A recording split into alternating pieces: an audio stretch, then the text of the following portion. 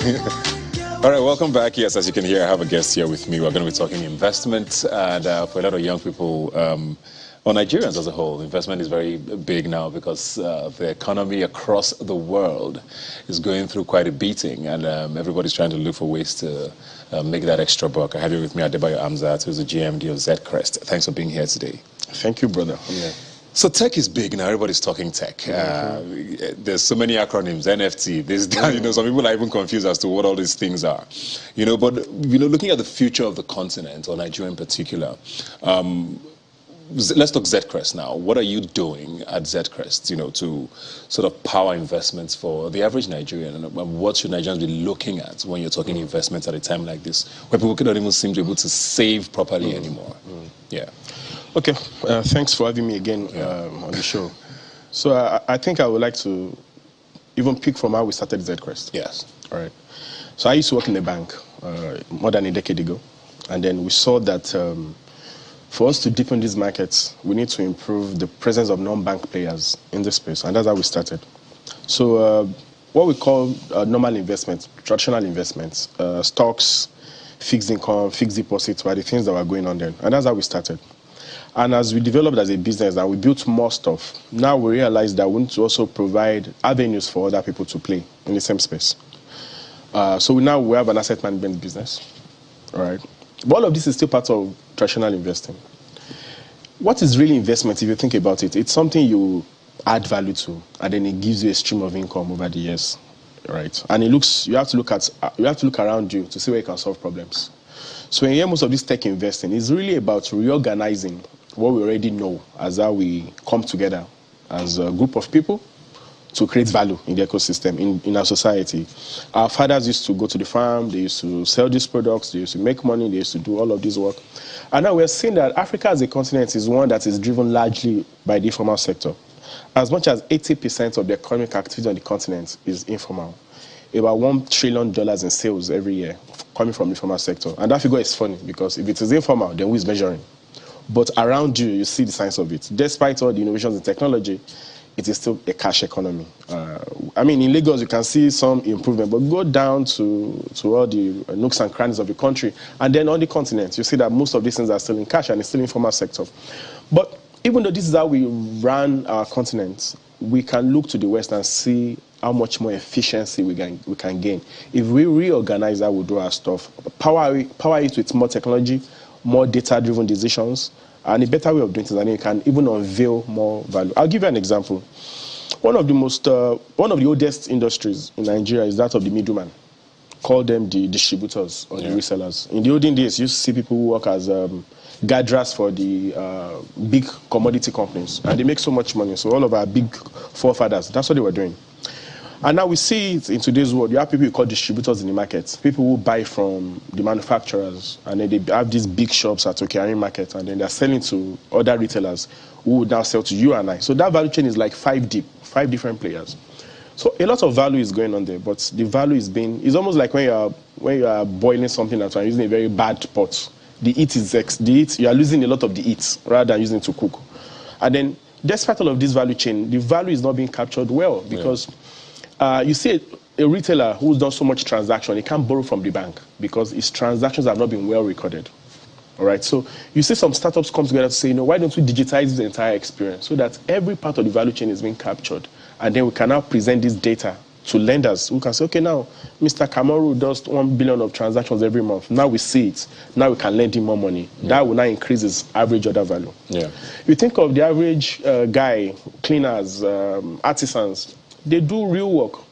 They get real payments, real salaries, but it's not being recorded well. You and I, maybe in our olden days, we have pay slips, wages, we pay taxes. Very transparent. We can get a mortgage when the country gets there. We can get salary loans. But then the average carpenter cannot, because all his work is almost like he didn't do anything because there's no records of it. So you see some startups also digitizing that experience for even the average artisans to say, all your work, let's capture it on a record, and then we can do that. So you see that kind of reorganization going on around the ecosystem. And I think that is really what this investing thing is really all about. So Sorry to cut you in there, because a lot of people wonder, what should I look out for if I want to, because you do a lot of early stage investing, you also, help a lot of startups. If I wanted to invest in a startup, what signs should I look out for, and on how viable a business can be as quickly as you can? Correct.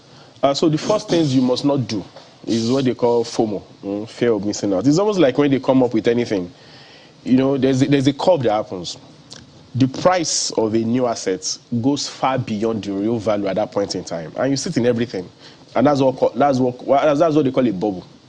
So there's this new thing about crypto and the space. It will develop, but then that speculative bubble goes first, and then if you want to be a savvy investor, you have to first and foremost put that aside. Look for value. Now, and there's no need to overthink these things. For you to make a proper investment, what do you look out for? A viable business, something that has scalability, because if you are doing early stage investing, that is what is important. You want something that is not a lifestyle business. Lifestyle is anything that you just do to make cash flow year in, year out. But when you're talking about growth, you look for something that will start with 10 users and then grow to 1 million users. And as in theory, an unending market size. So you want to see how big the market is. And sometimes it's not obvious. So it's something you have to just think about. What's your prognosis for this sector, for this industry over the next 10 years? And I'll give you an example. Think of when we think of things like, let's say insurance, or no, let's say aftercare insurance. Then you can have your model and say, there are 1 billion plus people in Africa.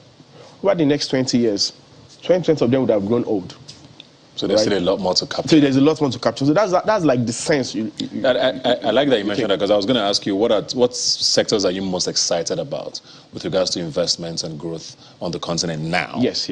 So it's cliche, but when I say fintech, people can misunderstand my intentions. I'm a core finance person, so it may be, but that's not the affinity. The thing is, for every sector to develop, you see finance as the plumbings of that system. If media develops, then what happens to media? You build new studios, you buy new machines, you hire more people, finance goes on, right? So you see that as every other sector develops, finance does 2x, so normally the finance space is so heavy. And if you look at Nigeria, what makes an economy really work is credit, all right? But in Africa, it's not yet happening. None of my staff, for example, has a mortgage. None of them got their car loan. None, right? But in the West, it's different. It's credit-driven.